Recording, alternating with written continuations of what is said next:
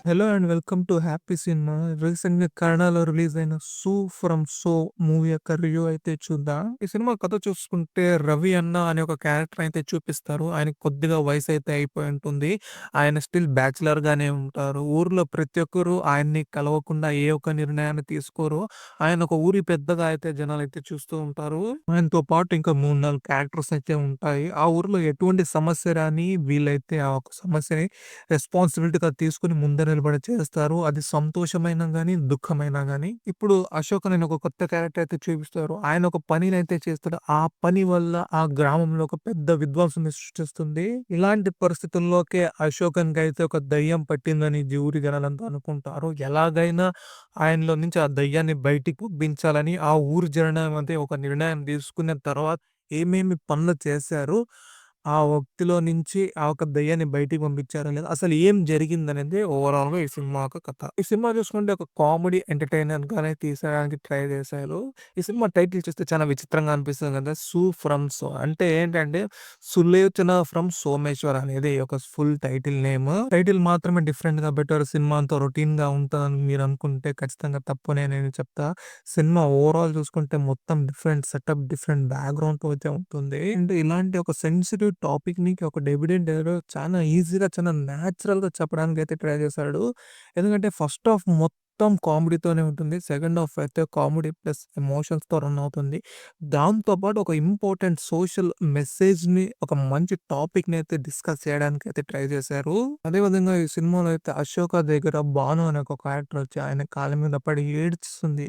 ఆ సీన్ వచ్చి చాలా ఇంపార్టెంట్ సీన్. ఆ సీన్ వల్ల ఆ ఊర్లో జనానికి, చూస్తున్న ఆడియన్స్‌కైతే ఒక గొప్ప విషయాన్నయితే చెప్పడానికైతే ట్రై చేస్తారు. అదే విధంగా ఈ సినిమాని చూసుకుంటే మొత్తం కామెడీనే, అంటే హారర్ కామెడీ జానర్‌కే చేరిపోతుంది. అయితే ఈ సినిమాలో ఉండే కామెడీ అయితే అందరికి ఎక్కదు. ఎందుకంటే పర్సన్ టు మారుతూ ఉంటుంది. ఆ ఒక కామెడీ, ఆ ఒక విషయాన్నయితే. కొన్ని కామెడీ సీన్స్ మనకు సెట్ అవ్వకపోయినా కూడా సెకండ్ హాఫ్‌లో అయితే కొన్ని కామెడీ సీన్స్‌తో పాటు ఎమోషనల్ సీన్స్ చాలా ఇంపాక్ట్ చెప్పడం అయితే చాలా బ్యూటిఫుల్‌గా ఉంటది. ఆ ఒక సీన్స్ ద మూవీని హైలైట్‌గా మార్చింది. అదే విధంగా ఈ సినిమాలో పర్ఫార్మెన్స్ వైస్ చూసుకుంటే దాదాపు 4, 5 క్యారెక్టర్సే ఉంటాయి. ఎక్కువగా కూడా ఉండదు.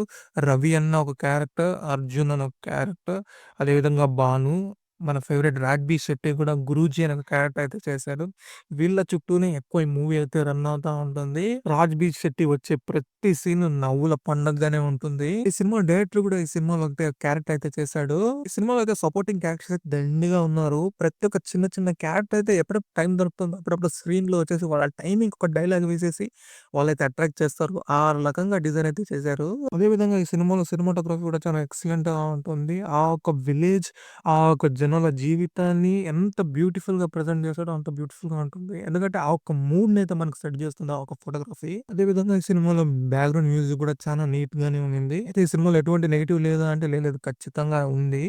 ముందే చెప్పాను కదా! ఈ సినిమాలో ఉండే కామెడీ అయితే అందరికి ఎక్కదు. అందరికి నచ్చదు కూడా. సో, అదే మెయిన్ పాయింట్ ఈ సినిమాలో నెగెటివ్‌గా మాట్లాడాలంటే.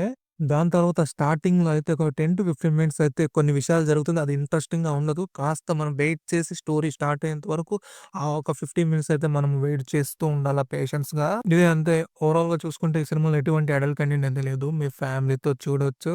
మెయిన్ ఈ సినిమా అయితే తెలుగు డబ్బింగ్‌లో అయితే లేదు. నేనైతే కన్నడ వర్షన్‌ని ఇంగ్లీష్ సబ్‌టైటిల్‌తో అయితే చూసాను. నన్నైతే ప్రతి ఒక్కరు ఈ సినిమానైతే మస్ట్ వాచ్ చేయాలా. మీకు నవ్వులతో పాటు ఒక మంచి మెసేజ్ అయితే ఇస్తుంది. నా కంటెంట్ మీకు నచ్చితే ఈ వీడియోనైతే లైక్ చేయండి. మరిన్ని మూవీ రివ్యూస్ కోసం నా ఛానెల్ అయితే సబ్స్క్రైబ్ చేసుకొని ఈ వీడియోని అయితే షేర్ చేయండి.